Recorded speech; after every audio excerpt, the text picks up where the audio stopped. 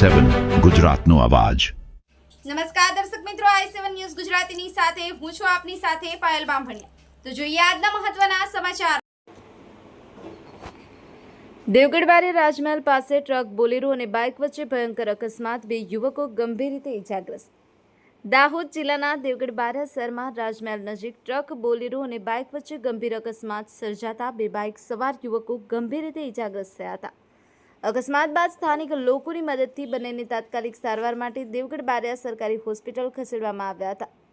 પ્રાપ્ત માહિતી અનુસાર અકસ્માતમાં ઇજાગ્રસ્ત થયેલા ડાંગરિયા ગામના રહેવાસી 15 વર્ષીય હરેશભાઈ સરતનભાઈને વધુ સારવાર માટે દાહોદની સાઇટ્સ હોસ્પિટલમાં રિફર કરવામાં આવ્યા છે, જ્યારે 17 વર્ષીય કાર્તિક અર્જુનભાઈની સ્થિતિને ધ્યાનમાં રાખી તેમને વધુ સારવાર માટે વડોદરા સિવિલ હોસ્પિટલ ખસેડવામાં આવ્યા છે।